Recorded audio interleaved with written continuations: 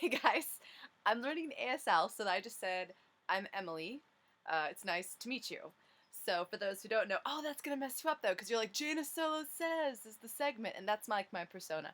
But my real name's Emily, so there you go. Hi, welcome. Really quick before we get into Ant-Man, I have to do my subscriber shout-outs. If you subscribe to me, my Twitter or my YouTube, which is emarsh000, I do a shout-out to say thank you. So thank you to Paige Fernberg, Cynthia Gibson, the Simpsons TV tag, Jacob Vardy, and Judith A. Sullivan. Thank you so much for tuning in. Okay, so to business. Ant-Man, let's talk. I will try not to spoil anything. There's like one thing I have to spoil later on, but I'll warn you.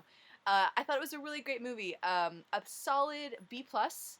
I think Marvel has done such a great job of really like weaving this huge tapestry of all these Marvel characters and all these different universes together and making them so easy to think like, oh, they could all meet each other walking down the street one day. And yeah, so from the previews, this is why it's not a spoiler.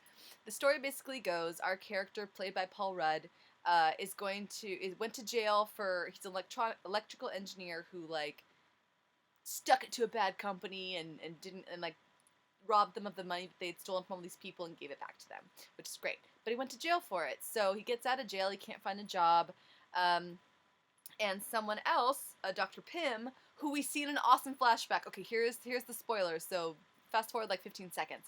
It's awesome, okay? They do this like 1989 flashback, and you see like an older Agent Carter, and you see like Tony Stark's dad, like from the third movie, and you see this other dude who doesn't matter. But like I'm like, they're all coming together. It's so great. You geek out about it, and it's awesome.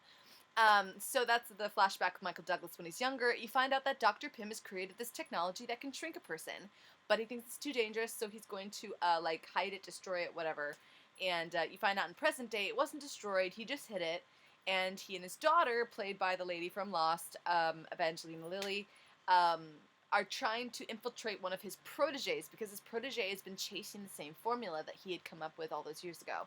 And unfortunately, the way he's going about it is not very good. So they need to destroy all the technology. He's like, it'll get into Hydra's hands, it'll get into somebody else's hands, it'll destroy the world. It'll change everything. We can't let it get out. So he takes Paul Rudd's character and is like trying to teach him to be Ant-Man because he won't let his daughter do it. He thinks it's too dangerous for her. So great movie. I give it like I said, a solid B plus. My favorite character, of course, besides Paul Rudd, who's so cute.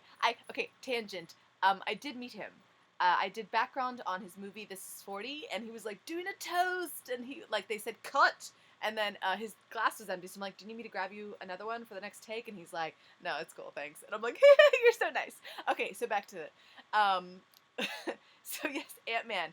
It's good, and it's hard to do because like even the name Ant-Man, you're like, it doesn't really strike fear into the hearts of those who hear it. So it's like I think it was quite a task to try and make a really good, engaging story with something like Ant-Man, which is maybe why it didn't get off the ground for so long. But I think they did a good job. Paul Rudd's character has a bit of humor, which is great because I really think they need that for most of the superheroes. I really want him and like Chris Pratt's character from Guardians of the Galaxy, or even like Tony Stark's character, like meet and have some funny repartee because they're all kind of like wiseacres, and I think that would go really well. So anyway, but the also cool thing for those who have seen my review on Avengers 2, or have just seen Avengers 2, you find out that a couple of the Avengers are going to kind of like they're going to, if they need to be brought in for like an emergency, they will, but a couple of them are kind of going to leave. And that's going to allow new Avengers to come in, and one of those will be the Falcon, that we've seen in Winter Soldier and some other stuff. And then we're hoping Ant-Man will be the other one to come in. So I'm super excited about it. And there is a blatant Avengers crossover in Ant-Man. So I'm like, yeah, it's not just like we allude to the Avengers and we don't show them.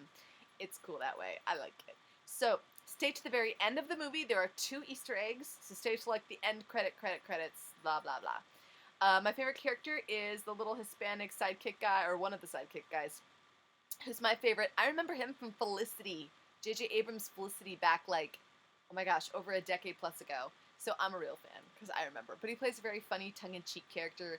They do some really funny moments with Thomas the Tank Engine that they allude to in a preview and some other little things I don't want to spoil. But go see it. I think it's worth it. If not, rent it.